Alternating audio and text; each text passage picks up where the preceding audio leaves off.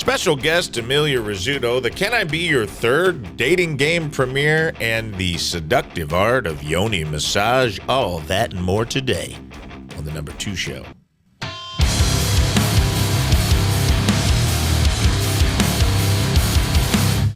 And welcome back to the show. Thanks again for being here. I'm your host, Rafe Williams. And to all of my fans out there, all of the Bull Patrol, the poo-poo monkeys, the butt nuggets, the dingleberries, whatever I decide to call you, whatever it is, put it in the comments. That's a good way to trick the algorithm into engagement. What do you guys want to be called? Let me know, and I'll consider it. I'll take it to the next board meeting. And by board meeting, it's the mirror, where I just ask myself questions. And maybe we'll settle in on an official fan club name and maybe licensed merch. Who knows? Life's crazy. 2025 is getting wild, and the Number 2 Show is getting wild. But right now, I'm bursting at the seams to get this show started because I have a very, very special episode in store for you today out there, Number 2 Show fans. I can barely believe it. You're not going to believe it. We're going to get into a section that I do every week that you're all familiar with, but this week it has a little twist because this is the first ever 15 minutes with the Rizzes.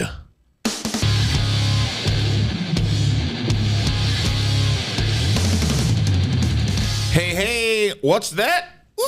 Do my eyes deceive me? Double the Riz for the same price? I am here with... You're surrounded by Rizzes. Yes, please welcome to the show not only Scott Rizzuto, who's here, my trusty sidekick, even though it makes him uncomfortable because he's my boss 99.9% of the time. Every week, I'm here with his beautiful wife and partner, Emilia Rizzuto. Welcome to the show. Hi, thanks. What a great idea this was. This is a wonderful idea. Why am I nervous? I finally... Oh, don't be nervous. It's fine. Oh, we're going to take good Last time you care. tried to shoot me in the butt. Oh, yeah. The last time you were on the actual show with us, the actual radio show. Yeah. No, there's no shooting on the Number 2 program, right, Rafe? Nope, there will be no shooting in the butt here on the Number 2. Everything on the Number 2 Show shoots out the butt. And that is something that day one I demanded from my guests. There will be nothing be shooting at your butt. You are at your own leisure. It's part of the mission statement of this show. It really is. It was part of the long pitch for the Number 2 Show. And hey, I'm not trying to be anybody's favorite podcast. I just want to be your second favorite podcast. And so I don't have to shoot anyone. I don't have to do anything for ratings, okay? I do it for the love of the game. Well, I appreciate you being here. Thank you for coming in today. And it's really, I'm excited to have you here and for people to get to know you and get to know more about you, the human, and your business, All Things Elderberry. And are you ready to get started? Hey, I'm still just doing my 15 minutes, by the way. Oh, don't worry. I'm getting to that. We're doing our 15 minutes with Riz, and he's getting the hell out of here. The clock has already started, and I've got so much to talk about. Let's get going. Emilia, I appreciate you being here for this segment. Usually Riz and I just chop it up, and I got to tell you, I had some stuff on the docket, but we got into a little bit of a nice conversation right as this started. As most people will find out by the end of this, if they don't know, you work in the health and wellness area. I do. You have a successful business called All Things Elderberry, which we'll get to later. And I use your products. I love your products. But one thing that's important to me is in the health and wellness space, there's a lot of interesting retreats, and you have been to health and wellness retreats, and you've even gotten Riz to go to a few. Is that correct? Yes, I love them. I think everyone should go. You think everyone should go? Tell me a little bit about what entails. Well, depending on what kind. There's lots of different kinds. There's something for everybody. I went into a sweat lodge. Yeah, Riz went into a sweat lodge one time. Can you tell us a little abridged version of that, what that was like for you? For me, it was in a very hot, very dark cave with 7 other men. All dudes. All dudes. It was sweaty. It was stinky. And a lot of primal screaming. Okay, hold on. Emilia, is this what women do in their sweat lodge too? A lot of primal screaming? Yes. I went first and then recommended that, he goes as well. Okay, I'd like to hear the difference between, what was the male primal screaming like, Riz? More like a guttural, like, I'm a man. Oh, they actually said, I'm a man? Oh, yeah. I'm a man! This is where we explore our masculinity.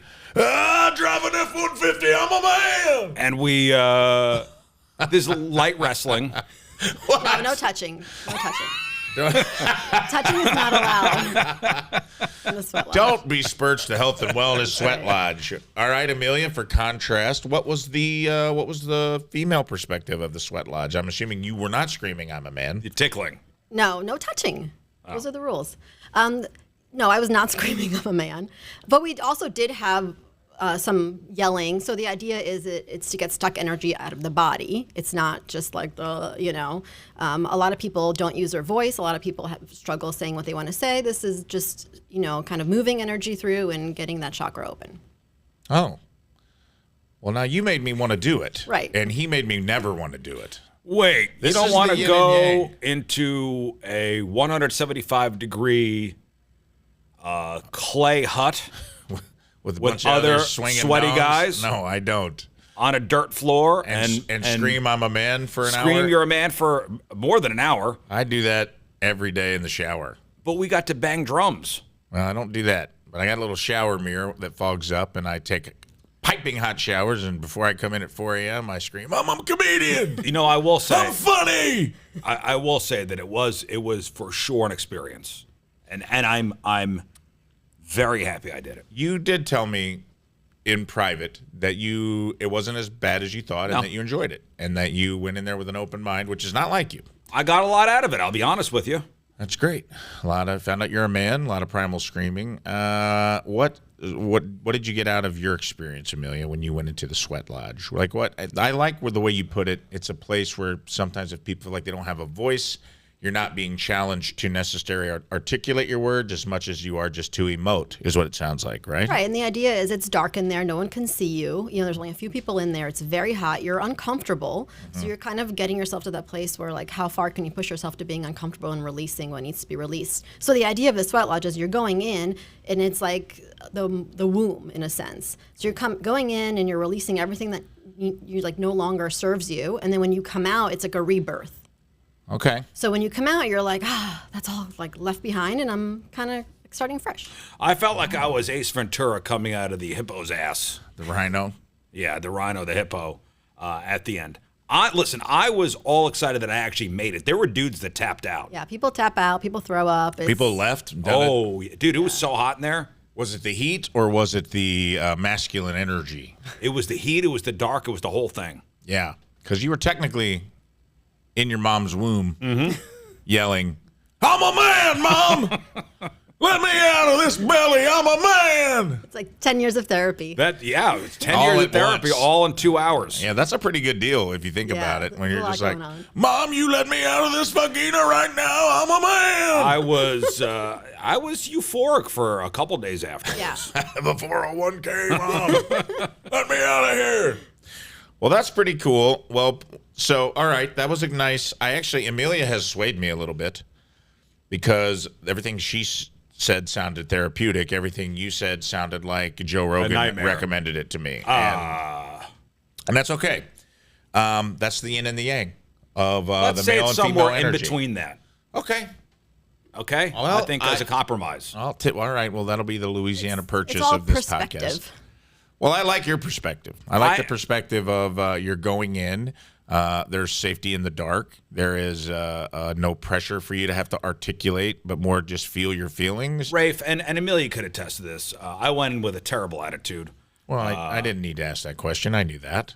But I came out with a very positive attitude. Yeah. Could you tell there was a change in him? Yes. It was the first thing that, he ever kind of actually went and did that I recommended, that he came out and was like, okay.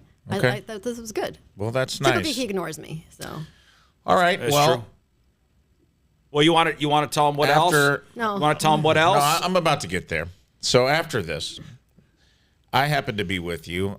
We were spending an evening together as a family out at a concert for the Red Hot Chili Peppers. I think we were stuck in a parking lot. We were stuck in a parking lot. And after you both did this health and wellness retreat, there was a phone call. And it happened to be on speakerphone. And we all got to listen to an offer for another health and wellness treatment being offered to Emilia. Her specifically, not me. Yeah, only to Emilia. And I'd like to talk about that. If you could just maybe give us a quick synopsis, Emilia, of what was offered to you.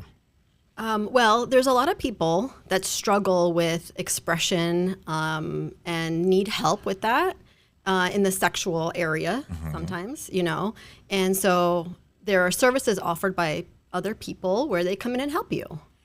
And Okay, can I ask you a question? Because I don't think I've asked this before. Services. Please do. So what you just said there is that some people need help in their sexual wellness. Right, they're not comfortable in that area. Okay, so of what? life. You got a message, and they offered services to you. Yeah. For help in that area. Yeah, there was a woman. She called, and what I heard, and correct me if I'm wrong, and I don't want to go into specific detail. We're not trying to out anyone here. It sounded like there was an offer made for Yoni Massage, which is what I heard, which I had never heard of. That was part of the offer, yeah. Okay, so tell me what. But it's for your sexual wellness, right? Tell me what other parts. Was everybody offered this or just you? I don't know. I didn't call anybody else. And listen. But did you tell somebody that like you needed this help in this area? No, I didn't tell anybody anything. All right, Riz, you're in timeout. Amelia, I'm going to ask you. But you were with a friend. Riz, you're in timeout. You were with a friend that day, and she never got an offer. I come across a little more easygoing and less uptight than that particular friend who I love very much. Yeah, you're cool. Yeah, I'm cool. So what was because the offer we heard in the car was it seemed like she was trying to upsell you on some treatments that her husband was good at. Now, could you tell me what these treatments were and include a description of what Yoni Massage is? It's a massage of, the sexual area. Mm-hmm. Okay. I'm out of timeout. Okay. This woman who called you was offering the services of her husband to finger blast you. I believe maybe there are women that don't have, someone to help them with that. And so it's a service they provide.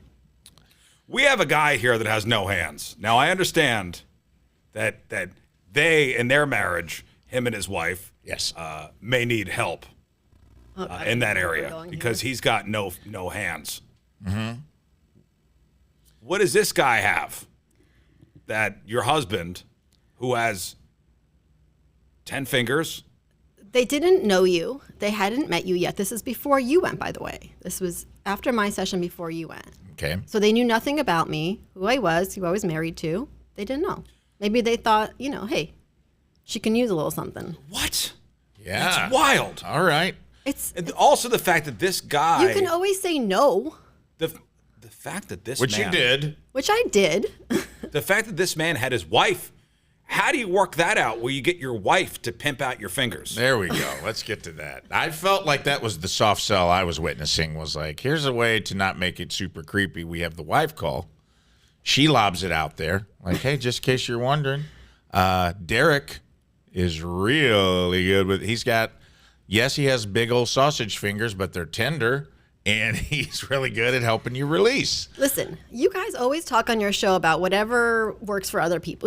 Do whatever works for you. You're right. So there are people who like this and need this service, and this is people who provide it. Yoni, baby. And yeah. Listen, I love you very much, and I'm glad you said no. I said no. I said thank you. This is not a service that I'm interested in. Okay. I'm politely declining. But listen, I Thank mean, you. It's nice to be offered, right? Sure. Yeah, and so is it just is it literal sexual release or is it like a chakra thing? Is it like a chakra area? Oh, I looked it all up. I didn't even know what it was. I'd never heard of a Yoni massage. I didn't know what I was being offered, honestly, until I showed him, and he was like, "What is this?" Man, imagine just being a person that's like, hey, I'm down for anything, and not looking it up, and you just show up for a Yoni, and you're like, whoa, what's going on down there? There's like a tarp and gloves. I'm gonna look this up here. Yeah, look up Yoni. I'm gonna give you the definition. What is a Yoni massage? Okay, here we go. Okay, here we go. A Yoni massage is a type of sensual massage that focuses on the female genitalia, specifically the vulva and the vagina. Okay. The term yoni comes from Sanskrit and translates to sacred space or sacred temple, reflecting the reverence and respect given to the female body in this practice. Yoni massage is often associated with tantric traditions and is intended to help women explore their sexuality, increase body awareness, and promote healing from sexual trauma or dysfunction. See, it's therapy. All right. Well, I try to give Tina therapy all the time. And The massage is typically performed in a slow, gentle, and respectful manner, often with the use of oils or lubricants. well, that's nice. It's good to know, because let me tell you something. You offer me dry yoni, I am out of there. Okay, here we go. You know what? I was wrong, Mills. While yoni massage involves intimate touch, it is not typically performed with the primary goal of sexual arousal or orgasm. There you Instead, go.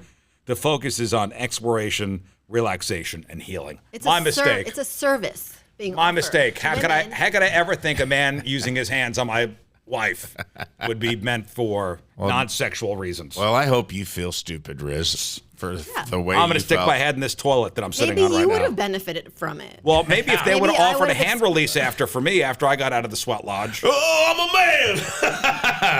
At the end of See, yoni. it's all perspective. Oh, God, I'm a man. I'm just getting tugged by another man. Yoni.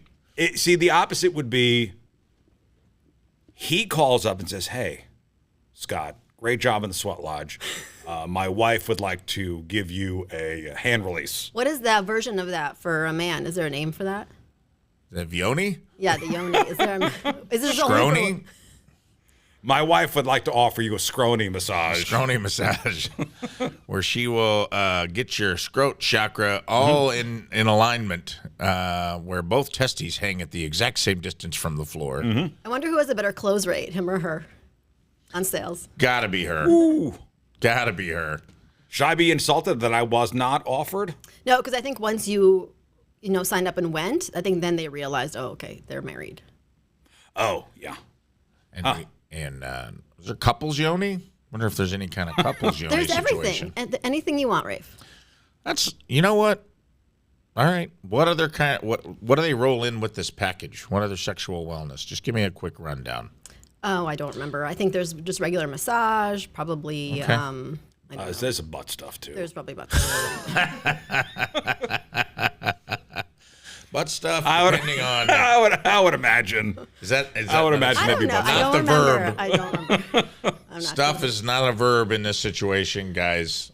Listen, how is a many family places show. can you go to receive that service if that's what you really need? So they're doing, I'm not saying it's not. good work. I'm not coming from anywhere except it was an interesting conversation to hear. yeah. It was, And you know yeah. what? I didn't have to go out to some secluded location. I went out to a neighborhood in West County. Yeah. West I County, mean, St. Louis. I can get Yoni on Craigslist, like, no prob. Easy. Back page. I'm on. Mm-hmm. I can Yoni in any city in America. But I honestly, I think You got it's thick fingers. You could start offering. I feel like I could be like a Yoni Guru. high priest. I could be, yeah. People come from I live in Tibet, and people climb millions of steps to be like, when you stare at the master's fingers, do not look too long.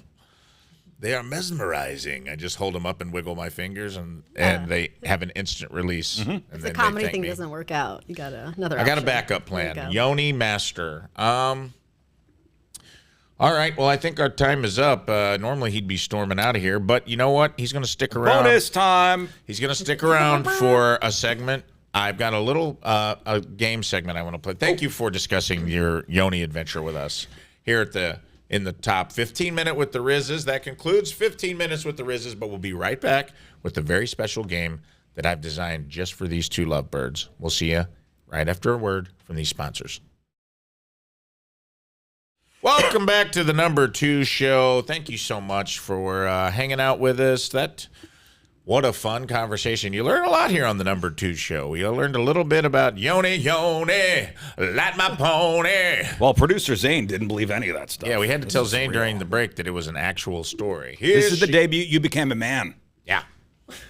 He knows. He's 20. I always say I feel like his weird uncle because he's like a 24-year-old babe in the woods who finds out, he went to a nudist colony with me. Or not a colony, nudist commune. Don't call it Correct my colony. language. Next thing we know, hey, man, maybe we'll be in a Yoni tent together getting some content. Me and Zane, uncle and nephew, going to the Yoni tent, Going to get some Yonis. learning about Yoni, ride that pony. Here comes Zane now, won't say Yoni. hey, beat him up. No, okay, we don't want to go there. All right. Normally Riz would be gone by now, but I got him to agree to stay to play a very special game with his wife and our special guest, Emilia Rizzuto, who I very much appreciate being a guest on the show. Guys, we've seen the Newlywed Game, right? Mm-hmm. So we kind of know the Newlywed Game, the who's more likely to do this or that questions. I prepared 10 questions. And look, I love you guys. And I'm not trying to offer Yoni right now. But I love my partner, Tina, very much. We're all friends in real life. We hang out. We love Tina very much as well. Tina helps Emilia with her elderberry stuff, and you guys are kind enough to open your home to a very loud person. But you know, she's not that financially responsible, and at some point I may have to take care of myself, and I might have to pitch myself to be the third wheel in someone else's relationship. And I love you guys, all right? I don't know. It's not a sexual thing. I might maybe we'll be the first platonic throuple. I'll help raise the kids. I'll help get them through college. I feel like I got good knowledge to help both your kids get through college as the cool uncle. Don't shut it down just yet. We're going to play a game. If you look on the back of your toilets, you will see a paddle. Yeah. And on this paddle, we have Riz's face on one side and Emilia's on the other. Now, I'm going to ask a question. We're all going to answer. I just want to see how well I'd fit in. Now, Mills, we do have the room, by the way, if Rafe does wind up moving in. Well, yeah, he's got options. Yeah, I can move into your downstairs basement. Yeah, we do have an apartment downstairs. I mean, you guys got a sweet basement, dude. I could pretty much exist down there. And we'll get him a micro fridge and like a hot plate. Don't make it sound too good just yet. Yeah, I don't need much. Got your own bathroom. Hey, tell me when. I'm in. I was gonna say, why are we? You need to earn your way in. I thought you were gonna be the hard sell. I'm not sure what's happening. I'm ready for you to move in. All right. Well, he's gonna kick you out after like 2 days, so don't get too excited. Oh, I know. When he kicks the other kids out for college, I have to go with them, and I'm like, I don't want to go back. No, to you're school. out. You're all out. All right. So I'm going to ask 10 questions now. At the end of each question, I will say, all right, hold up your paddle. 1, 2, 3. We'll each hold up our paddle, and I want to see how often we match, or if I side with one of you more often than not. See how well I know the Rizzutos. In the first ever, could I be your third dating game? We don't have any music, but we'll do an insert here. Hello, welcome to the Could I Be Your Third Dating Game. I'm your host, Rafe Williams, and possibly your third. We'll see when this is all done. I'm here with St. Louis's it couple, the Rizzutos, Scott and Emilia Rizzuto. Good people, good family, good financial windfall for me if I can match with them on enough questions. So let's get into our first of 10 questions. Rizzutos. Yes. Amelia and Scott, get your paddles ready. Okay. First question.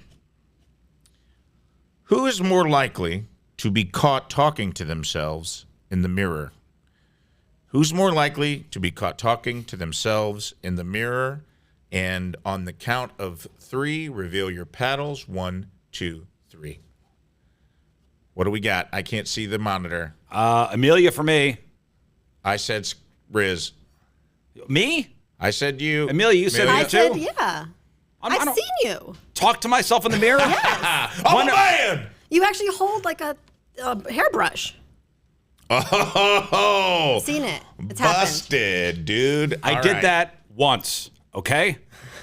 All right, so let's When do I talk to myself in the mirror? I know. I'm imagining you talking to yourself in the mirror like these like self-affirming affirmations. You're good enough. You're smart enough. Emilia, God dang it, people like me. Those just live in my head. They don't actually come out of my mouth.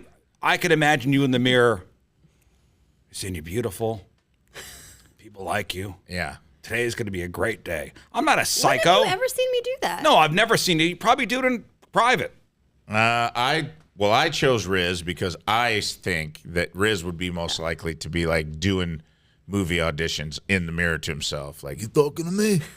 You talking to Riz over here? Okay, I will admit that I did that a couple times, but only because I was practicing a bit. Sure. Well, what was talking in the hairbrush, Emilia? What was he talking about? He was preparing for the 5 speech? minutes of his famous comedy show. Oh, which I was a part of. That's Yes. right. I was a part of that. I was the opener for Dan Soder the night that all transpired. That was a beautiful thing. Stand up and then retired immediately after. All right. Well, one question down so far. Okay. Billy and I have matched, and you and I haven't. Rafe's And moving upstairs. Oh, man. To the guest room. moving on up to the guest Yeah. room. All right, here we go. Next question. Who's more likely to make a quick trip to Target and come back with over $300 worth of merchandise? Who's most likely to make a quick trip to Target and come back with over $300 worth of merchandise? In 3, 2, 1. Oh, yes, Emilia for sure. I got Emilia. Emilia, what did you say? Me. You said sure. yourself. Yeah. I said Riz. Oh, God, I've seen that Target bill come. How many times I get the mail and I do the bills? How many times have I taken a Target bill specifically and said, "What the hell is this?" They have everything. I don't know. You go there, and it's just like the next thing you know, you need all the things. No, you don't Yeah. need all the things. You do. You got stuff for the dog, stuff for the kid. You get some like produce. You know. Is this a sore spot in your relationship? No, I don't pay attention. I mean, I see everything that comes in and comes out of this house. It's not like I'm buying myself jewelry at Target. Like we're eating the things, or the kids are wearing the things. Honey, I went to Target and I just had to have this brooch. All right. No, that's sometimes I'm surprised by how big the bill is. That's it. fine. Yeah. That's interesting. Now I'm the odd That's man a Target That's a Target thing for everybody. out. Target's $300 at Target's like 2 bags anyway. But I thought it might be Riz because I could see him making big purchases. I could see him going in there, getting a hankering for a flat top grill, coming out $400 poorer. But She knows I'm very frugal. He's not a shopper. you are very tight. I have to force him to buy things. I'm pretty tight with my funds. In hindsight, I don't know what I was thinking when I chose you. I Back guess to the I- basement, Rafe. We're only back to 2 the questions in. That's fine. So far, the Rizzutos finally have a match, and I was the odd man out. Moving on to question 3. And we'll have a nice little infographic to keep score here, and then I'll wrap it up here at the end. Third question. They're going to get a little trickier now. Who is more likely to secretly follow their ex on Instagram or other social medias? Who's more likely to secretly keep tabs on an ex? He has been married a long time. Mm-hmm. Who's more likely to just kind of see what somebody's up to on Instagram? And your answer in 3, 2, 1. Okay. What do we nice. got? Riz? Everybody's Emilia. Everyone said Emilia. All right. We finally got our first 3-way. And Mills, tell him why. Not on social media. He doesn't we even know go. how to use it. There we or go. He's got no Facebook. I wouldn't know how to do it. He has an Instagram. That's non-act. Well, He we're trying does. to get He has after like it, a secret Snoopy Instagram. Yeah, but he just watches food videos. I know. Oh, I know who he is. I picked you too. Only because I think the fear of God lives in this man of what his Russian wife would do to him if he was caught skulking around looking at an ex's. I'm not worried. He can go back to I those don't crazy care. people. What? I'm just kidding. I could do what? Nothing. You dated crazy people before me. Yeah. You're not going anywhere. His ex also tried to run him over Yeah, twice. we're not- So. Twice. We're not worried. Oh, well, how about the girl that I was dating before you? Which one? The one that became Oh, interested yeah. in girls. That happened to you a couple times. Oh, he was so off-putting that he turned a woman to lesbianism. Yeah. Congratulations. What a catch. She not only did she give up on love, she gave up on an entire gender Yeah. because of you. She's Congratulations, back, man. though. She came back to men. She did. She did. Once she found out he was no longer polluting the waters. Yeah, polluted, yes. I Well- snatched him up already. That's right. You're sweet. Why do you say yourself, Emilia? I don't know. I keep in touch with like high school people still and look around and Yeah? I don't know. What are some of your exes up to? Do you ever look at one and be Mills. like, let's What are just they up say, to? let's say Riz unfortunately passes in Hang an gliding accident. angry parking lot argument, hang gliding accident. He gets into an argument, tries to parasail out of a parking lot, has a blood pressure situation, his head explodes. Wow. It's a shame. It's a that's shame. a way to We've go. mourned him the proper amount of time. The kids are over it. You're over it. It's quick. Okay. You've collected the insurance money. You've All right, collected that the helps. insurance money. Yeah. Are there any exes that have taken care of themselves or held up that you might consider Getting back with. a Yes. second go around? No, now when I have that money, what do I need it for? Right. Moving on up. All right. Yoni massages. That's right. Well, That's right. I can pay for as many as I want. all right. So if you're one of Emilia's exes and you're a fan of this show, go fuck yourself. She You're will be not rich getting back after in. I pass. I don't need them. She don't need you. I got a good insurance policy. I'm worth more dead than alive. All right, so that was our first three-way match, and we'll be keeping tabs on who's matched with who by the end. Next up, fourth question. Who's more likely to start a fight and then forget what the fight was about? Okay. More likely to start a fight or argument and then later forget what the fight was about. In 3, 2, 1. I believe that is a triple Riz. No, Emilia has her. Oh, Amelia has her own. Okay. I voted for me. I did too. Okay. So now now we've gone the other way. We've got the boys have matched.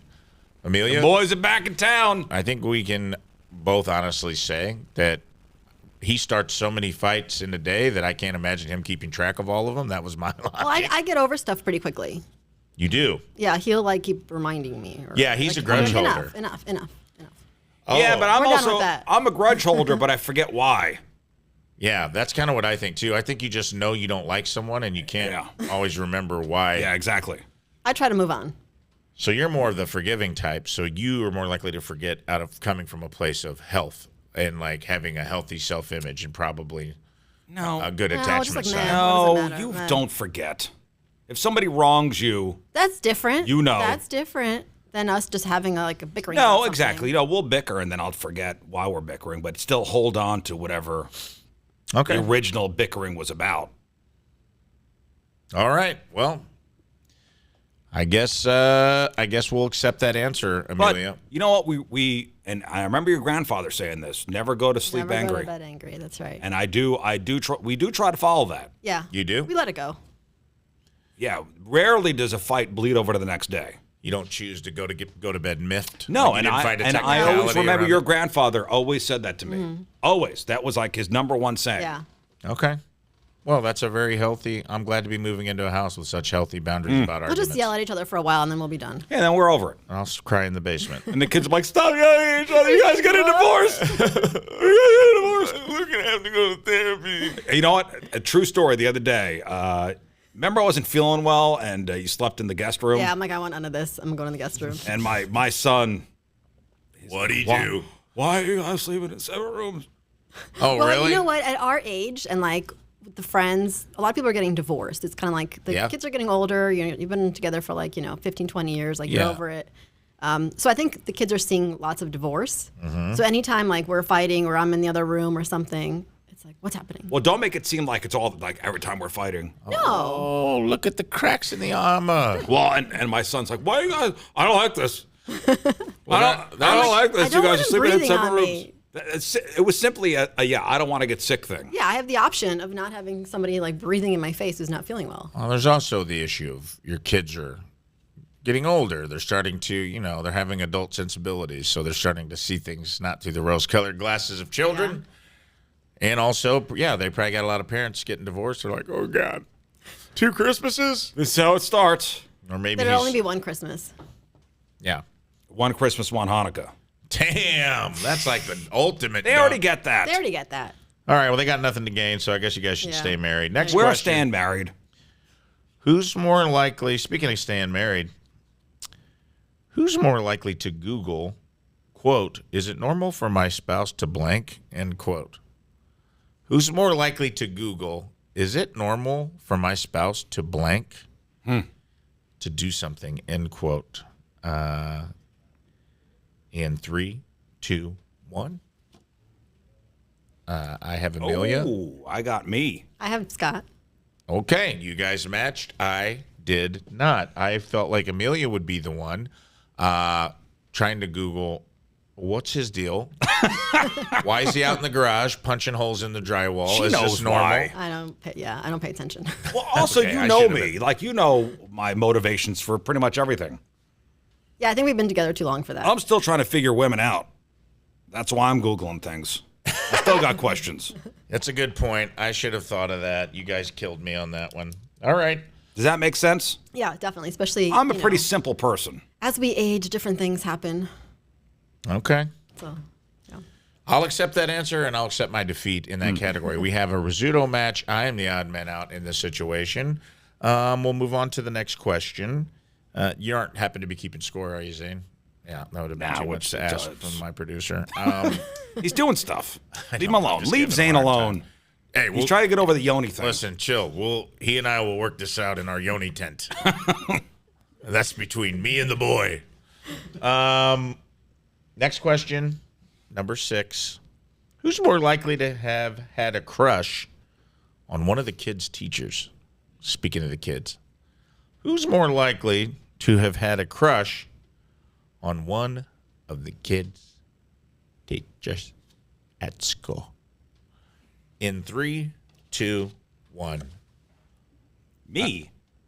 Riz. Me? They've had like one male teacher. Okay, ever. I'm going to be honest Yeah. with you. I picked you because I don't even know what my kids' teachers look like. There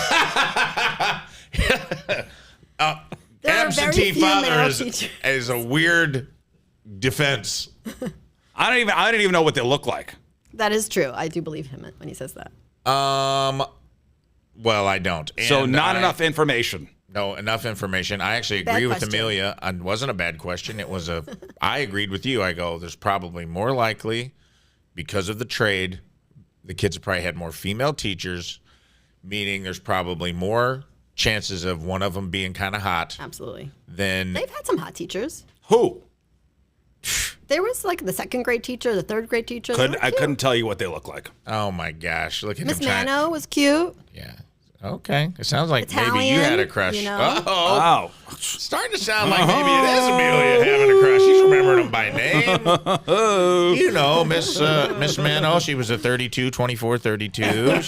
She liked mountain biking. And, well, I did the same thing. I picked based on numbers, and which means Emilia and I were thinking alike on that question. That's a go. match for us. You're the odd man out. Suck it. Anyway, next question. Who's more likely to say, ask your mom and / dad just to avoid making a decision at home? Which of you is more likely to punt it to the other person instead of making a decision regarding Regarding the children. So children. our children. If your children come to one of you, who's more likely to say, ask your mom / dad? This is Mills, and you know this is a tough one. I know. This is a tough one for me because I can see both of you being firm, and I can see both of you trying to also win the affection of your children by making the other person the bad guy. All right, do you guys have it? Yeah. I mean, Gosh, damn, this is a hard one for me, and I feel like I need to catch I up. live there, and this is a hard one. I am one of these people. Who's more likely to say, go ask your mom? I don't know, go ask your mom. Go ask your dad. I'm trying to hear both your voices in my head. All right, I've made a decision in 3, 2, 1. Yes. Oh, Rafe, you said me? I said you.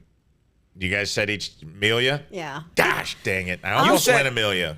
Yeah, because I'll say no like 10 times and they'll still harass me. And then I know if I just send him over to him, he'll say no. He's the final no. I thought Listen, that- we got no qualms being the bad people. But sometimes it's just annoying after a while. I'm like, oh, just go over there. Go deal with him. Go ask dad. Ask your mother, for God's sakes. That's how. Can you hear that, Rafe? And now we have to try to look at each other from across the room. Like, That's- what'd you say? Can you What'd hear me say that? Yeah, For that's- God's sakes, go ask your mother. I hear that in my head. I know that you're saying no initially, but I also see your kids being like, Dad, come on. And then you finally being like, Well, I also think they fine, come go ask to your me mother. first. I feel like I get asked more first. You know what I I mean? should have taken that into account. All right, well, that's 2 for you guys. I'm the odd man out again. Although my daughter asked me first things. Yeah, there's certain things that she knows I won't get her that she'll ask him. She'll play me. Like makeup and stuff I don't like. So. Like I'll get played. See, Take me but to that's Sephora. not a go ask. That's just that's a complete work. Yeah.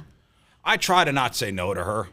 All right, who's more likely to get drunk at a wedding and relive their glory days? Who's more likely to get drunk at a wedding and try to relive their glory days? That's easy. This is a simple And one. 3, 2, 1. Let's just all get this one out of the way. Yeah. It's Riz.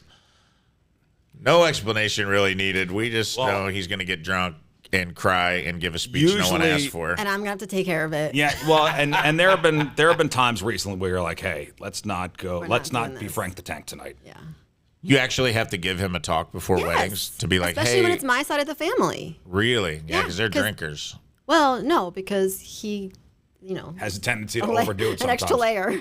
I try to keep up. They know how to drink, and you know how to. I mean, you can keep up, but Yeah.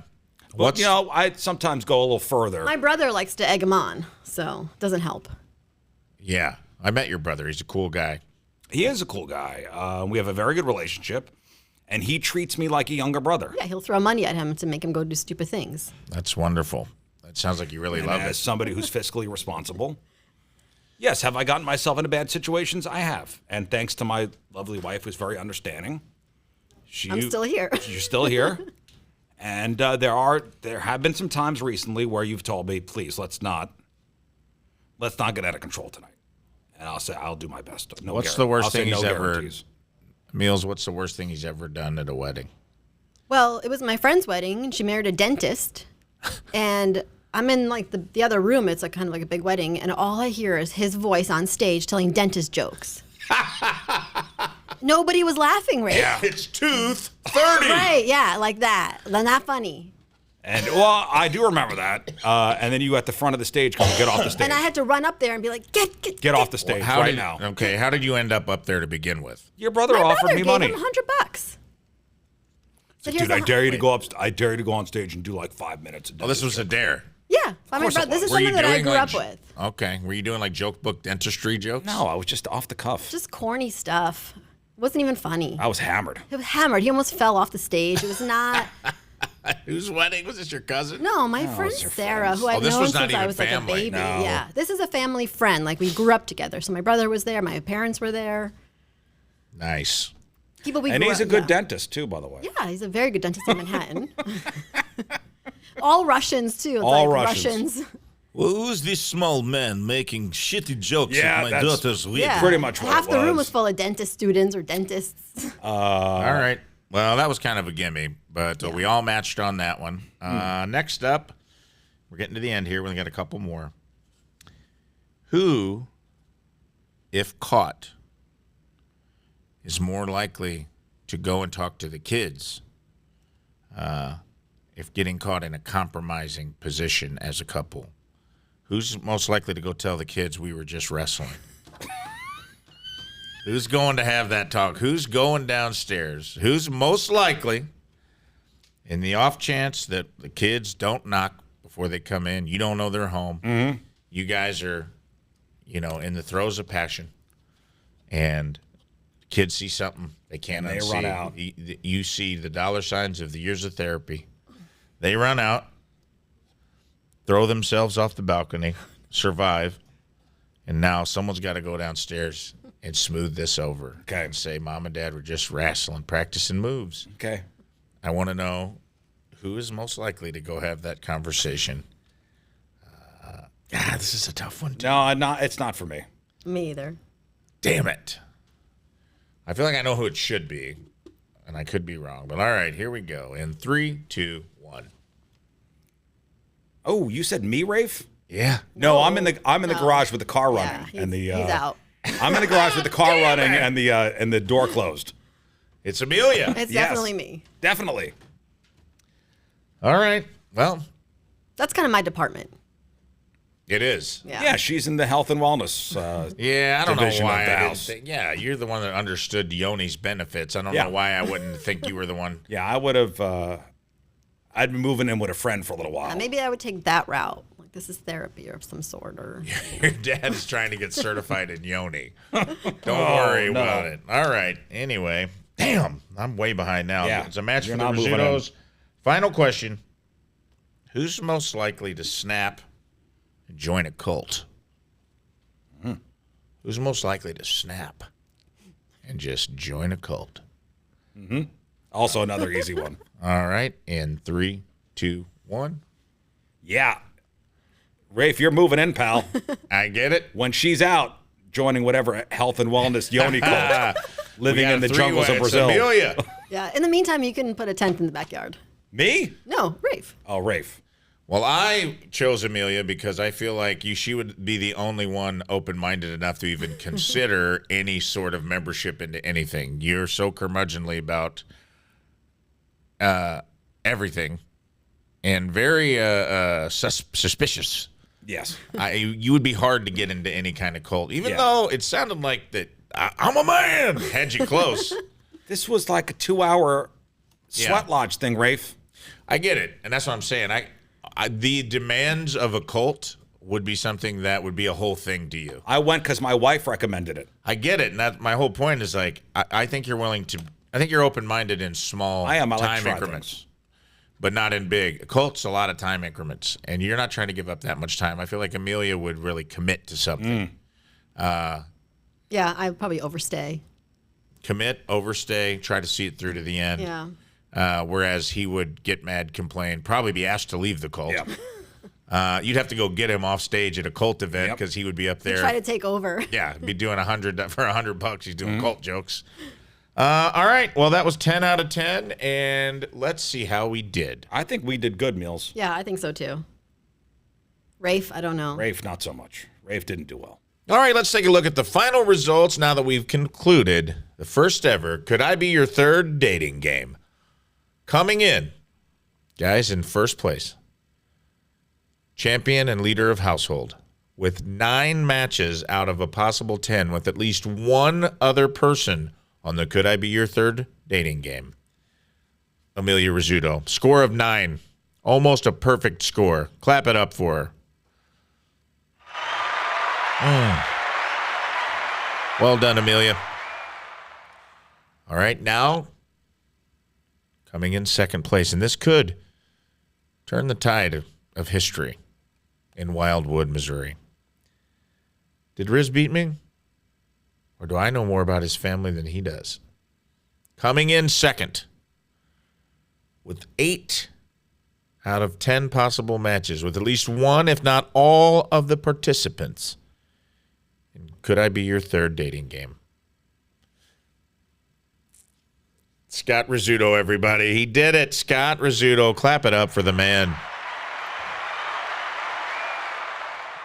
Clearly second in charge in his family as far as emotional intelligence goes. I'm a man! I'm a man! I'm a man! I'm a man! Calm down, Riz. Jesus. And finally, bringing up the rear in third. Unfortunately for me, I did not score high enough to get the stamp of approval to move into the basement and be financially burdening the Rizzuto family at this time, but I did do pretty well. Enough to get me a tent in the backyard. Yours truly came in with a score of 6 matches, 6 out of 10, and that ain't too damn bad considering I don't live with these people. So, to recap, Emilia's the winner. Riz comes in second. I am in third with 6. And right now, my status as their third is probationary. I think we're going to say goodbye to Riz, and we come back after a short break. I'm going to do a quick interview with just the Mrs. Emilia Rizzuto when we return. Hey, everybody. Welcome back to the number 2 show. And we're about to get into our final segment with Emilia Rizzuto, an interview on a segment I like to call Tank Talks.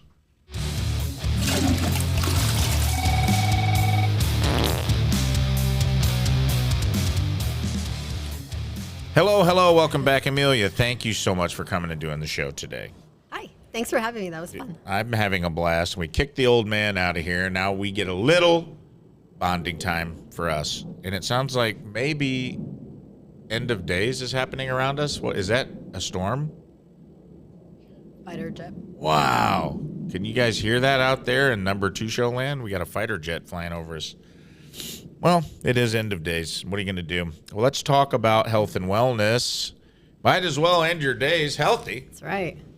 Emilia, I want to ask you something I found fascinating, and we hang out, we're friends in real life.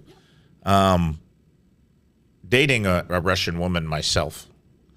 I wanted to ask about a little bit about like maybe an origin story from you, like how your family ended up, because you met Riz in New York. Your family's from New York. Did, yep. Give me a little bit of how did you guys end up there? Where did your family come from, and how did you end up in the Big Apple? Okay, I will give you a very short, Yes, very short. because it will take years. Well, my parents are actually from the Soviet Union. It was the Soviet Union when they immigrated.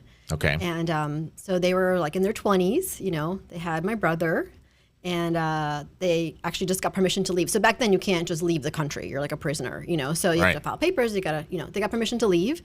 And they found out they're ready to go. And then my mom found out, oh, pregnant with me. So they had my brother pregnant with me. They left Russia and went to Austria and lived there for a few months, and then went to Italy and lived in Italy for a few months. And then when they get to Italy, they get to decide, so where are we going to go? Do we go to Australia, Israel, or America? Those are like the three options. Okay. So there's no internet, there's no nothing. It's like, oh, you know, this guy's cousin or uncle went to America and he said, just go to America. That's where you got to go. You know, so they don't really know. That was the internet before the internet, by the way, is just people being like, this place is cool. Yeah. Go there. And you go there and you find out if it's cool or not. Or Right. you, in like porn, you just found out from someone's older brother. Yeah, it was like that. Okay. So, but there was also no phones, you know. It's like somebody sent a letter from somewhere. So they chose America. They heard, you know, America's where all the opportunities are. So they were actually Jewish refugees. So this organization helped them get to America and dropped them in the Bronx. And they were like, if you guys know the Bronx, so they put in like the ghetto in the Bronx, where like it was like a cockroach infested apartment, very, very poor area. And they're like, good luck. Dropped him in the Bronx. Dropped them in the Bronx. That's a freaking sitcom waiting to happen. Yeah. And what was the selling point between, so it was America? Australia or Israel. Okay. And so how did America beat the other two? Because you're basically basing the decision on what you've seen on TV, probably, right? No, there was no TV. I mean, remember, it's the Soviet Union, so yeah. it's all propaganda. There's like two channels, you know, their channel and their channel. So this wasn't because they saw like Hulk Hogan and Sylvester Stallone and were like, that seems cool, we're going there. No, it was literally like somebody's cousin or uncle or whatever said, there's lots of opportunities here, come to America. And were you born in the United States? I was not. I was born in Rome. So are you an Italian citizen? I'm not anymore. You had to choose? Yeah, when I was 18 and around. I already actually was dating Scott, and he remembered me going and having to sign papers and you know, getting my citizenship. Was there a little part of you that's like, it'd be cool to be Italian? And Yeah, because I was a figure skater when I was little, so I think my parents were like, oh, maybe one day she can skate in Italy for free, and we don't have to pay for this. And I feel like figure skating is a rite of passage for Russian daughters, because Tina also was a figure It's a skater. thing. They always, like, the moms want their daughters to be like Olympians. I don't know. Yes, very much so. Tina's mom used to drop her off at the ice skating rink and thought she was practicing, and she was just going locker to locker robbing people. Oh, no, that's an Ella. Yeah. She would just take loose change out of people's duffel bags and go play the claw machine all day while her mom thought she was learning to ice skate. But that's another story. Yeah, we have a different path. You had a different path. You actually ice skated. I did. Yeah. Well, that's cool. And how old were you when you stopped ice skating? Oh, I was 13. I think around 13. Okay. Yeah, 12, 13 years old. So, coming from a Russian family, you know, there's a lot of. It's always interesting to me to hear stories of. Because Tina's parents are the same way. Like, you know, it's hard for me as an American, born and bred, having 13 cousins, and, you know, being from the Midwest. Yeah.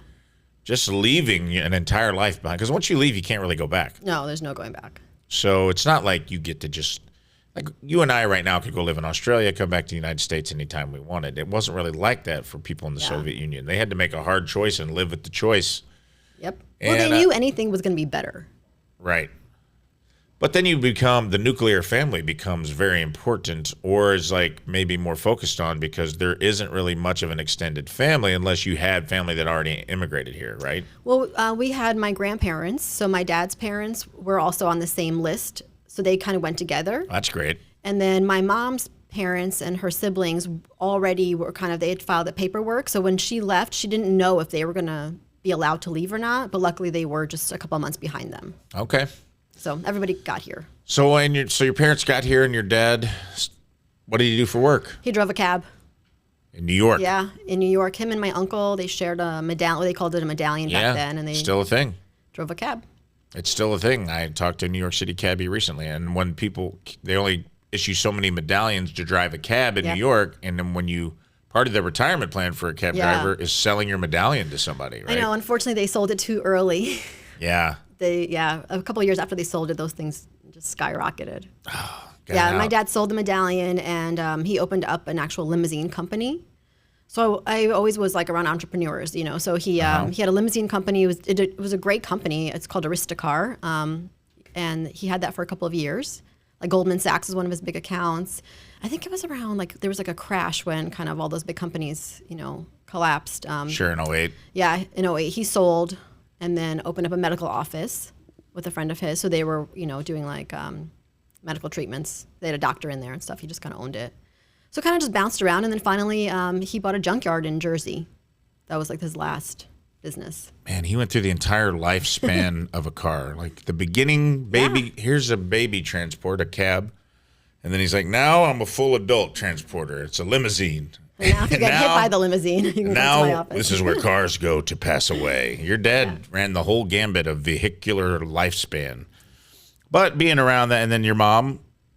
My mom was a phlebotomist, Okay. right? So like she would be the person you would see to draw blood. So now we're seeing the convergence of these two influences in your life. Yeah, well, she was actually a pharmacist in Russia. But then when they came here, she would have to go back to school all over again. And it just was too hard with two little kids and no English and no money. And, you know, she cleaned Sure. apartments actually in the beginning while she was going to school. Okay. And then she ended up working back in the medical field. Yeah. She was like, she worked at a doctor's office where I was growing up. She would be like the nurse kind of you see. So did before. you have a healthy life growing up since she had knowledge of? No. We were terrible. I grew up on Lucky Charms and rice-a-roni and Because it was cheap?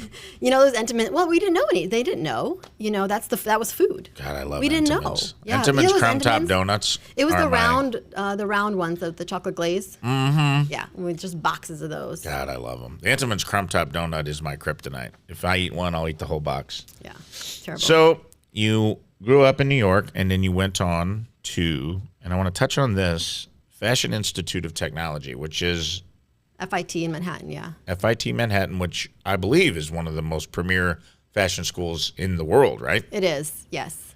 And so what were you interested in when you went there for your education? So I actually did the merchandising management program, which is kind of like to be a buyer because at that point I was also interning at like YM Magazine and Nylon Magazine. Like I was doing a lot of internships and I was assisting stylists on set.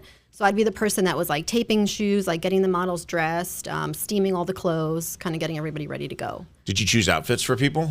No, I always tell this story. It's like everyone thinks it's so glamorous, but the internship I had at YM Magazine, so the stylist or whoever was in charge, the editor, would go to the showrooms and kind of pick everything they wanted, and then I'd have to run around Manhattan and pick up all these, you know, dark garment bags full of clothes and take the train and bring them back. And then I would have to hang everything up, set it all up for them to come in and be like, okay, we're going to do that. And then they'd leave and they'd be like, pack it up, bring it back.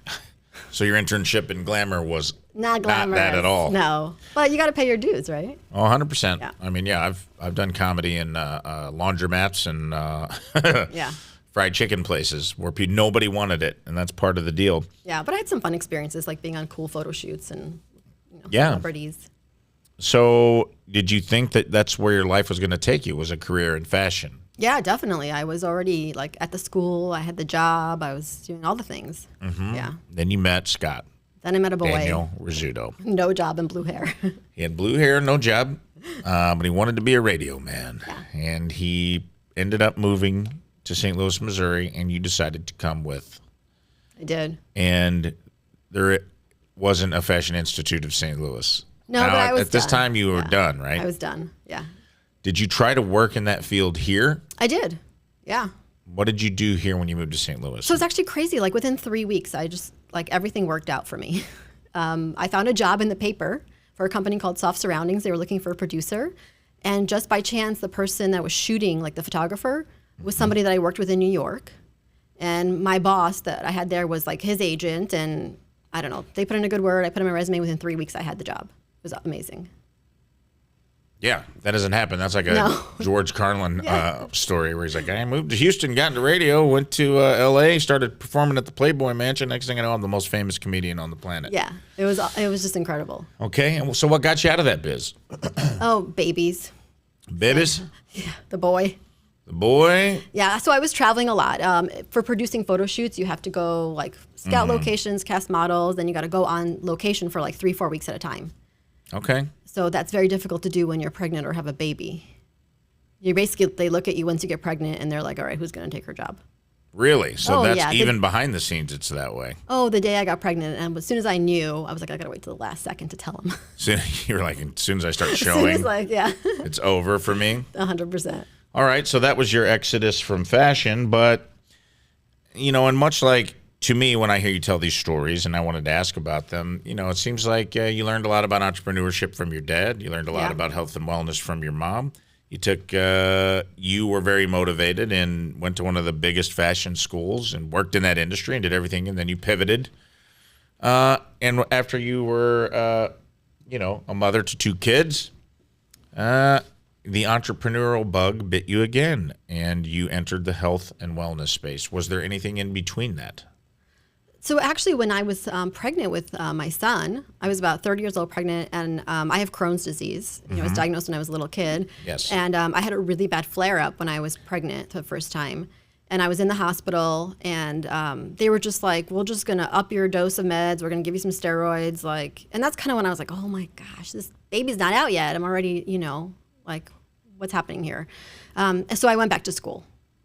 To learn about nutrition and holistic wellness. And I spent about 3 years studying just for myself. I just wanted to be better and heal my body. Right. So this was more of a thing of like, I want to go, which I'm in the middle of this right now.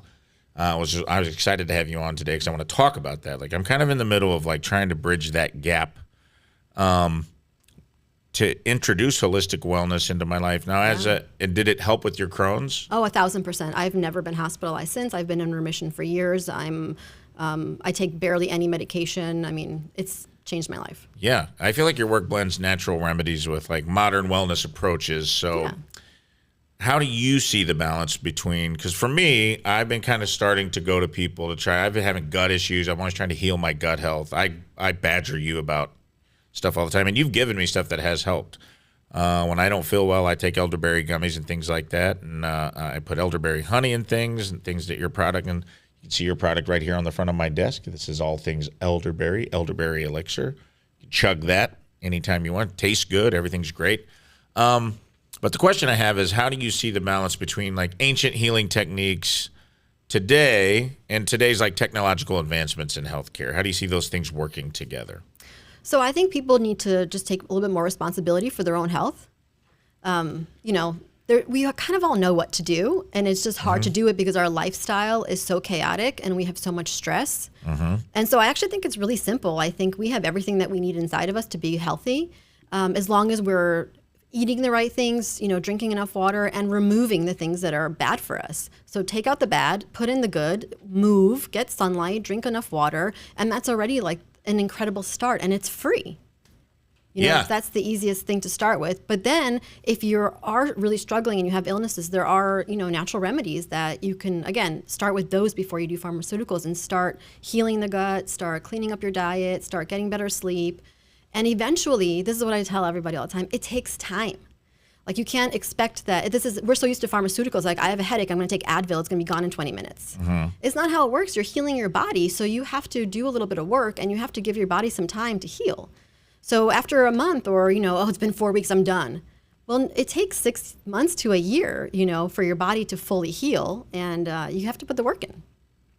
Yeah, I've heard you talk about, I've listened and read other interviews with you where you talk about mindset shifts. And I feel like that's kind of what you're talking about now, is like you have to kind of, what's a mindset change you believe is vital for like overcoming those kind of challenges, especially if you're fighting chronic illnesses? Just, is it that being in it for the long haul? Because I know that's something that I struggled with. I have a master's in healthcare admin that I don't use, but I do have it. And when I wrote my thesis, a lot of it was about ACA had just come out, also known as Obamacare in the time. The American, what's it actually called? It got the moniker. We know what it is. The ACA. Yeah, like insurance. Public insurance. And it was talking about like shifting the focus to preventative health care, kind of what you're talking about, that was something that the United States healthcare system didn't really focus on much. It was a lot of, I got a thing, give me a pill. And they're like, well, stop eating. My cholesterol's high. And the doctor says, stop eating bacon. Well, I don't want to stop eating bacon.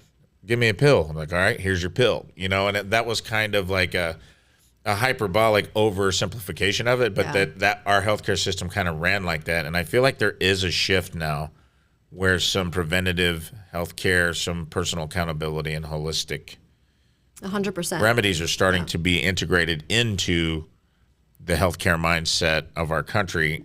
You know, do you have any advice for people to overcome those challenges and start to see things that way? Absolutely. First of all, it's all a matter of belief as well. I think you can convince yourself of anything.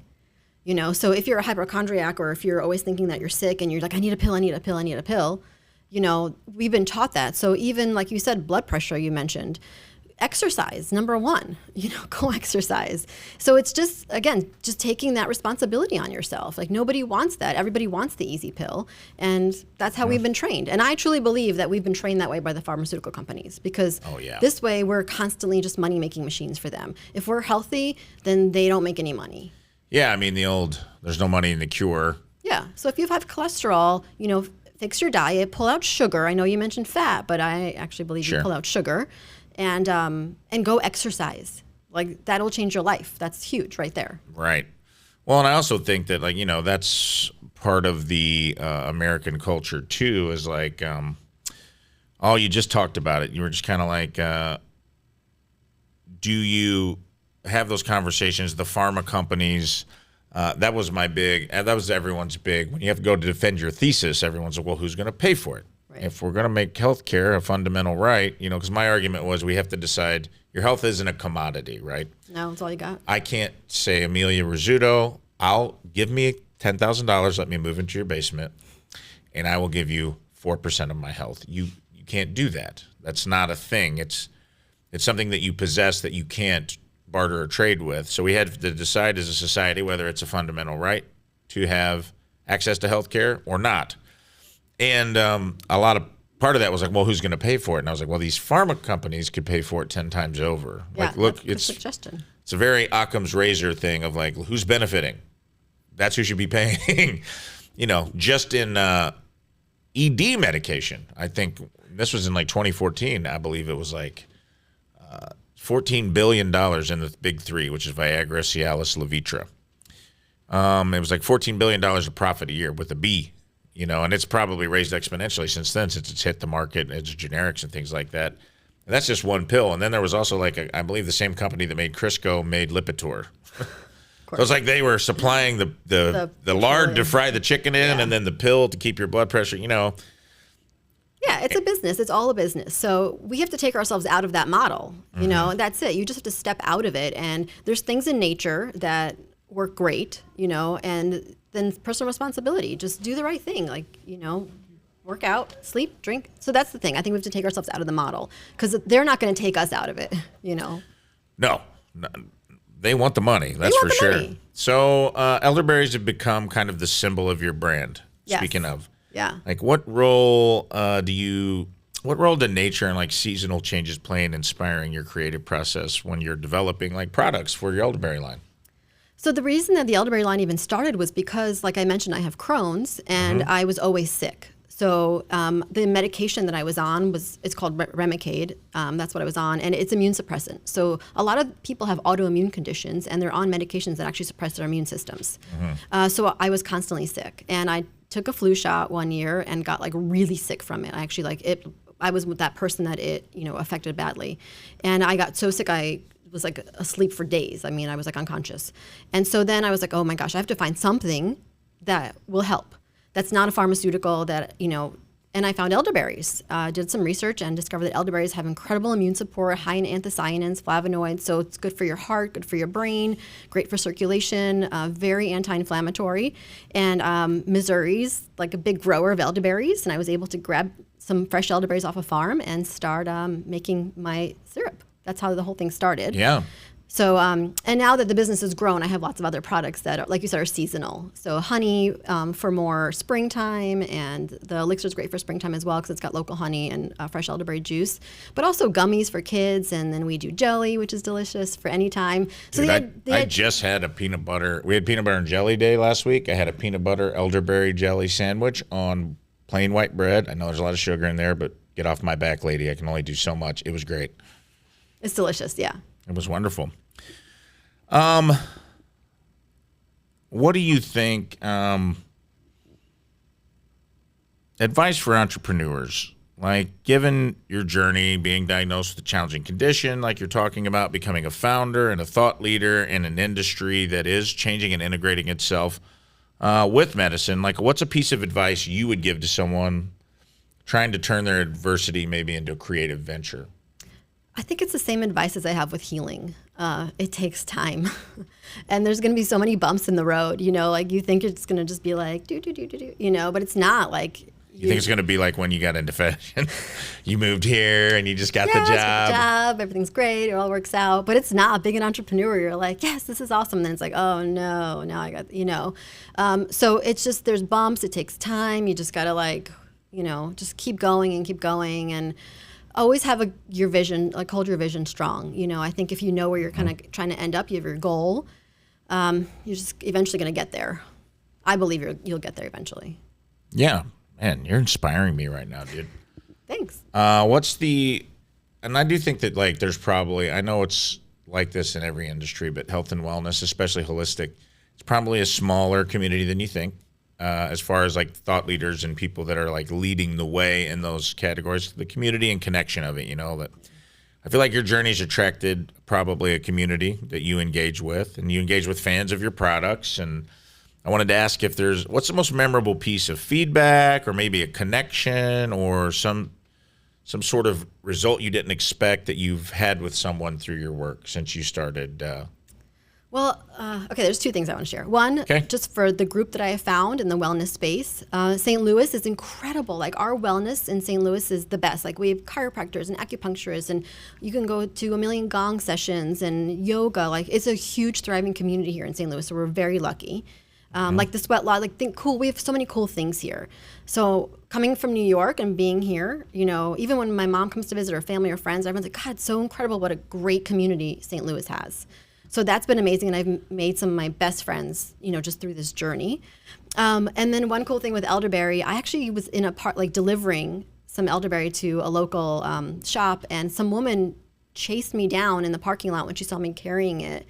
And she was like, oh my God, I just have to tell you, she had chronic bronchitis, pneumonia every year. It was just a thing she had. She had pneumonia every single year, and it had been years. And then she said once she started drinking the elixir, it just broke the cycle. So it was the first year she wasn't sick.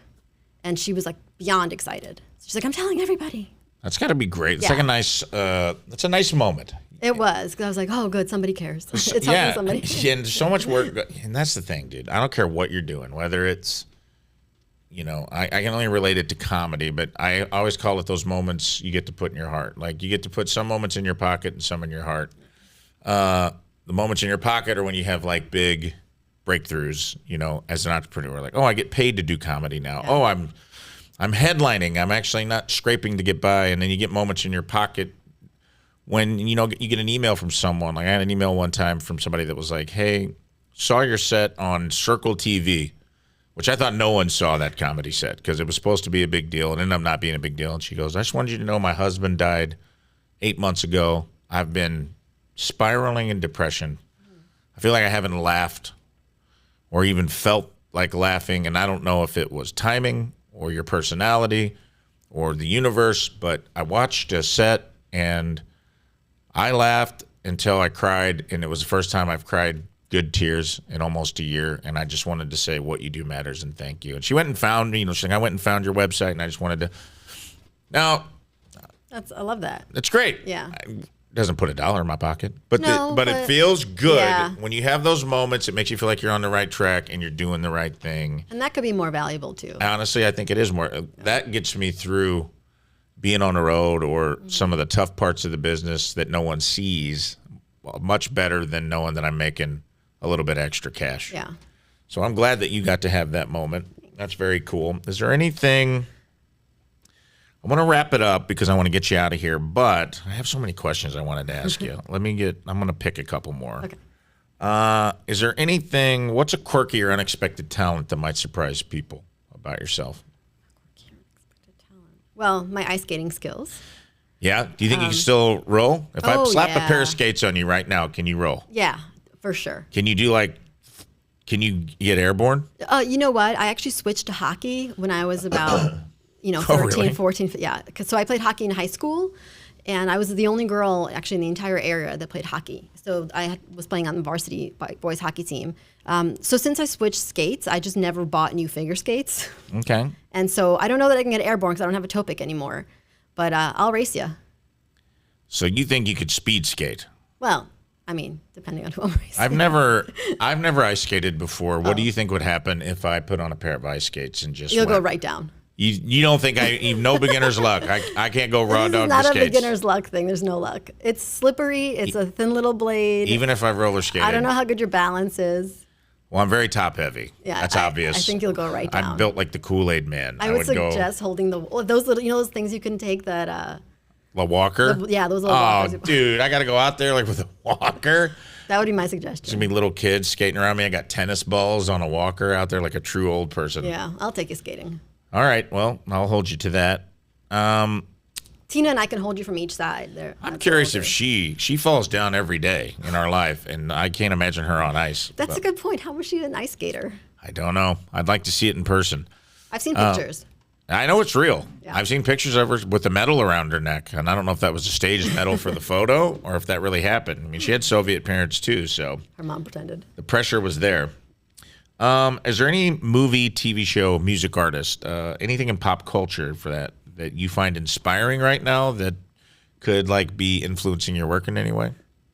It's kind of a joke in my family. I know nothing About pop culture? Yeah, I'll tell you stuff about people that I follow in the health and wellness space who are kind of like the celebrity in my world. Mm-hmm. I don't know who is doing what in that realm. Yeah, though. I kind of I'll know go this say, about "Listen you, to and Joe that's why I Dispenza," asked. or I wanted to hear. I'm always like, I'm not playing this game. I don't like those games. I have no idea who anybody is or what TV show is on.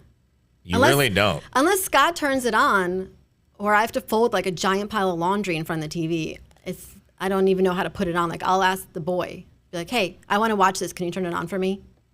I am the person. I'm almost embarrassed to admit that. I don't want you to be embarrassed. I specifically asked that question to get there because you're the only person I know that actually walks the walk when they're like, I literally don't. I don't.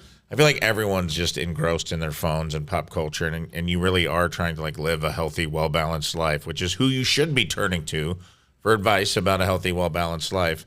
I listen to gurus on YouTube and stuff like that. So, and it's okay if we don't know who this person is, but I want to know if you could collaborate with any personality, living, historical, famous, wellness space, whatever. You could collab all things elderberry. Even if it's celebrity spokesman or maybe somebody you admire, who would it be and why? Ooh, for elderberry. Just any, for your business. There's this guy, Drew Cannoli. Drew Cannoli. Yeah, he does. I think that's how you pronounce it. He's got Heir to the cannoli fortune? No, he's got the Organifi company. Okay. He's got a great product, great business. I feel like he's done it right. He walks the walk too. To collaborate on elderberry, I'd love to work with him. Drew Cannoli. Yeah, I think that's how you pronounce his last name. I love that. But in my life, in just my personal life, there is a guy, Joe Dispenza. He does this incredible research on brains and how to build new neural pathways and how to kind of change your reality and change your life based on your thoughts and meditation. And they've discovered some cool stuff. And I always want to go to one of his seminars and sit in one of those healing rooms. And you can heal people just by collective meditation. As a group? Yeah. So it's the more energy that you bring into the space that has the same collective thoughts and energy. Okay. They've discovered can actually heal people. That's laying in the middle of the space. And so that's what he's discovered? Yeah. So how are they monitoring that? They have they attach all kinds of probes to your brain and monitor brain waves, and then they track the people that are actually going through the healings and what goes on in their body, and the outcome that they've healed. Whoa. It's insane work that they're doing. And so I would love to just You don't know this person though? Not personally, no, but I do follow a lot of the stuff that he does, and I would love to just, not have a real job and just go follow them around and learn. What's all his that name? stuff. Joe Dispenza? Yeah. Joe! Look down the barrel of the camera. Joe Dispenza. This is me using my energy to reach out to you, There you go. to reach out to my friend Emilia and collaborate with her on meditation. Perhaps we we somehow incorporate elderberries into Yes. this? So we can, because Missouri University is doing a huge study for elderberry and brain health. So There you putting it all go. together. That's what I'm trying to get Yeah. to. Lady, help me here. There it is. Joe Dispenza. What the fuck do I have to do to get this done? let's go. I'll We put supply some probes the on elderberry. people. We get the baseline of what your group healing is doing. Then we give a test group some elderberry products, and we see if there's an increase, and thus and therefore prove Yes, there will be. that elderberry health improves brain function, meditation, and cognitive well-being. Final question, Emilia. You've already achieved a ton in the elderberry wellness sector, and so I want to ask, where do you see all things elderberry, going in the next few years? Any exciting new projects or product lines to keep an eye out for? Or maybe is there a wild out-of-the-box idea that you're exploring about, a way to shake up the industry, if you will, even though I thought we just pitched a pretty fucking good one. I know. I like that. Gosh, I want to be like the brand that everybody thinks of. As soon as you hear the word elderberry, like the word elderberry, it's like, oh, all things elderberry. Okay. So just literally do all the things made out of elderberry, like use all parts of the plant. We've got some lollipops coming up that are going to be incredible, like just 3 ingredients, super clean, super healthy. So all the products are just really clean. No corn syrup, no food coloring, none of that nonsense. And just keep expanding the line, and we can go into the beauty industry soon as well. So elderberry seed oil and elderberry flower, all those are great ingredients, including the leaf that are just healing to the skin and the body. So I look forward to starting a skincare line as well. Really? Yeah. Man, I'm looking old. I need some skincare. I just told Tina, I was like, how do I fill these crevices in my forehead in? Maybe I'll just pour some of this elderberry elixir right onto my There you forehead go. right now. And then get one of those like scrapers, what I'm talking about? Those, like, Yeah, jade scrapers. an ice scraper and just fill it in, like one of those the things they use to like drywall, mud and tape with. That's probably what I need for these giant fucking canyons. But you know what? I'm going to take a swig of this elderberry elixir right here. Yeah, do it. I'm going to Austin Moon Tower Festival. I actually had COVID and missed it 2 years ago, and I always get paranoid about it around this time, so I want to boost my immune system so I can Yeah. go to Austin. I would drink it around the clock, like if you're about to travel or you've been around anyone that's sick. So every couple of hours, just walk by your fridge and just take a swig. Does it help that way, kind of like like emergency on steroids? So like instead of Tamiflu. So even pediatricians are now recommending it instead of Tamiflu. Really? So if you wake up and you don't feel well and you're like, oh my gosh, like I don't have time for this, I can't be sick right now, you just keep a bottle in your pantry and open it up, and every 2 to 3 hours, just take a big swig out of it. Just to boost your immune system. Well, what it does is it's antiviral, so it'll help lower the viral load, so you will like get over the cold faster. It lowers the duration and the severity of symptoms. That's literally like emergency on steroids. Yeah, exactly. Yeah. So, and it's been studied really well, and there's no side effects like there are with Tamiflu. But it's also good daily. So this time of year, you could just take like a tablespoon or 2 a day to help with sinus issues and all the seasonal allergy stuff. Well, I have every upper respiratory problem you can have. I have sleep apnea, wake apnea. I've got allergies. I'm constantly my throat. I've got acid reflux. Oh no! Oh, don't worry. I'm getting upper and lower GI, and then I'm gonna figure out what's going on, and I'm gonna attack it from I'm taking all kinds of probiotics. I'm doing elderberry stuff. Don't worry. I'm going to get myself in shape, fill these crevices. We need to have a side conversation, I think. We do. We're going to have a side conversation. So I have this elderberry elixir here. Did you bring some other merch with you? Did I see you haul something into the stall there? I brought you a gift. Here, give it to me under let me see what this is. Ooh, it's an all things elderberry hat. Now, I will tell you, I have a giant head. There is no cure for that. You can rub as many elderberries on this big dome as you want. Most merch hats don't fit me. I probably will look like a child in this. Let's put it on. I'm going to take my... I can't wait to see this. Let's take my... Let's see.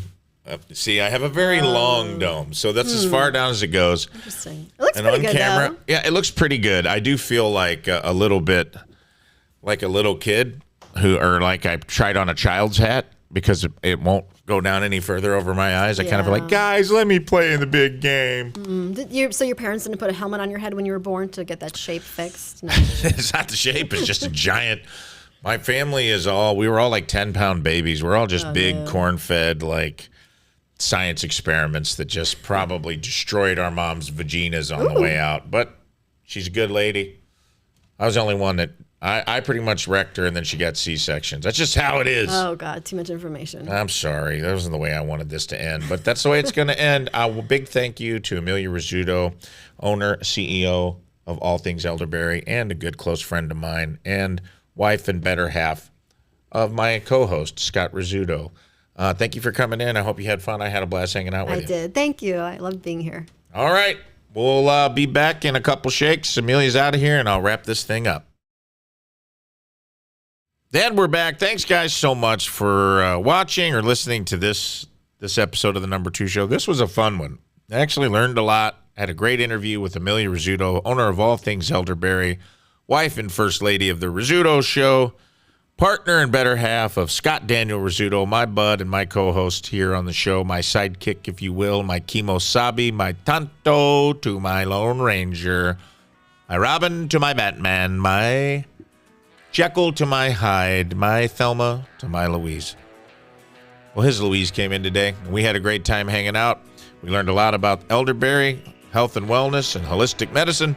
We also learned a lot about their relationship in a game we like to call Could I Be Your Third Newlywed? Could I Be Your Third Couples Edition?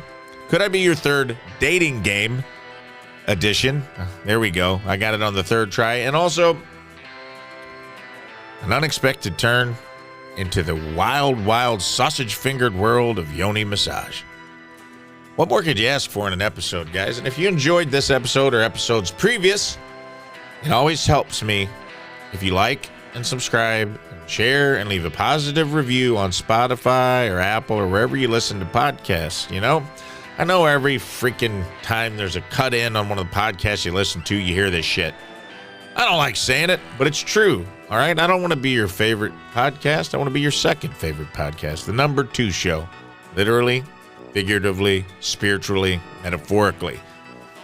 We all run out of shit to listen to, and you're like, what can I listen to? I have backup podcasts. Make that me. I want to be your backup. I want to be your side pod, baby. I won't text you late at night. I promise.